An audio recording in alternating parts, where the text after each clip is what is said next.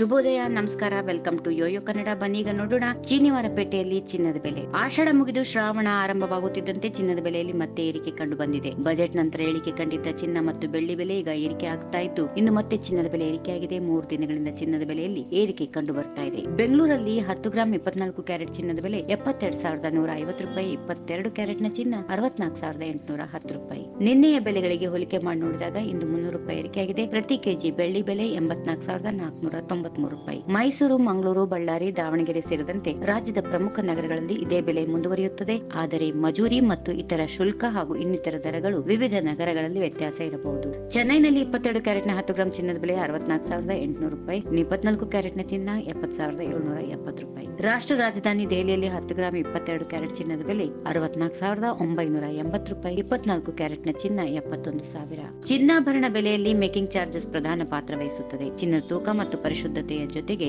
ಆಭರಣಗಳನ್ನ ತಯಾರಿಸುವ ಶುಲ್ಕವನ್ನ ಖರೀದಿ ಸಂದರ್ಭದಲ್ಲಿ ವಿಧಿಸಲಾಗುತ್ತದೆ. ಇದನ್ನು ಮೇಕಿಂಗ್ ಚಾರ್ಜಸ್ ಎಂದು ಕರೆಯುತ್ತಾರೆ. ಸಾಮಾನ್ಯವಾಗಿ ಚಿನ್ನ ಮತ್ತು ಬೆಳ್ಳಿ ಬೆಲೆಯನ್ನ ಆಧರಿಸಿ ತಯಾರಿ ಶುಲ್ಕಗಳನ್ನು ನಿರ್ಧಾರ ಮಾಡಲಾಗುತ್ತದೆ. ಈ ವಿಡಿಯೋ ನಿಮಗೆ ಇಷ್ಟವಾದಲ್ಲಿ ಲೈಕ್ ಮಾಡಿ, ಶೇರ್ ಮಾಡಿ, ಸಬ್ಸ್ಕ್ರೈಬ್ ಮಾಡಿ.